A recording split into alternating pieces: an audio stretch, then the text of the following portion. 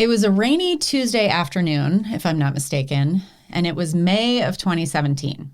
I'm sitting in my lawyer's office going through the very depressing logistics of my divorce. And I had probably been there for 2 or 3 hours. We were going through all kinds of, we were running numbers. We were looking at my business predictions and my bills. I mean, these are things that I hate even on a good day, right? And all of a sudden, my lawyer closes her laptop, looks me dead in the eye, and asks a question that I will never forget. She said, "So when are you going to go back to your nursing job?" I think I sat there for a solid 30 seconds before I could even respond. My heart was pounding, my pulse was racing, and I was seriously just trying to keep myself from bursting into tears. Because at this point, I had been in business for over 7 years. I was doing great by so many different metrics, right? I had a long list of clients who loved me. They came back again and again, and they were spending close to $2,000 every time they worked with me. And I know that if you had asked my competition and said, how's Anami Tonkin doing? They would have told you that I was one of the most successful family photographers in the area. And I was, kind of. The thing is, I had built a business that made a lot of money per client, but the way that I did that was to spend a lot of time on each job. In the early days of my business, when I was trying to take that advice to learn about business, I kept hearing that in-person sales was really the only way to make money as a photographer. And even though I didn't really want to do in-person sales, I could understand that concept, right? I was raised to believe that making money requires hard work and that the harder you work, the more money you make. So that tracked.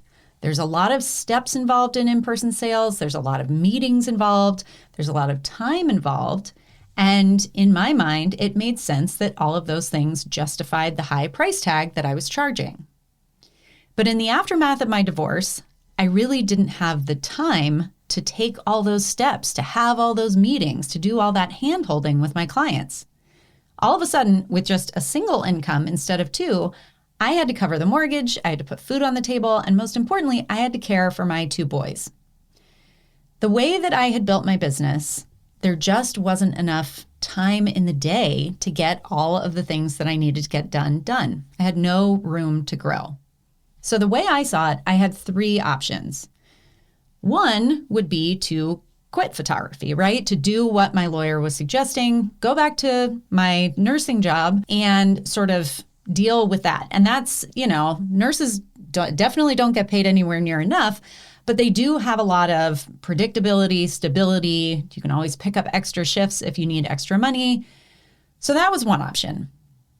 But I really didn't want to take that option. I had sort of mentally retired from nursing years ago when it was clear that my photography business was actually, gaining some traction.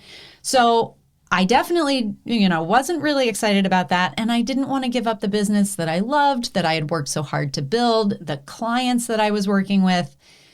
So then I started to consider my options if I stayed on as a photographer. And the obvious solution was to move to an all-inclusive model. Because at the time, that was, a very popular thing that a lot of photographers were doing. But I had some pretty serious doubts about whether that would work for me. Over the years, I have had so many photographer friends who have struggled to attract enough clients and make enough money with all-inclusive. It's really hard, right? It's far and away the most common model out there. And between that and the fact that it's really very simple, what ends up happening is that a lot of people say, okay, this person charges this price for all-inclusive, and this person charges this price for all-inclusive. I'll just go with the cheaper one. So you end up with a lot of leads who are just price shopping.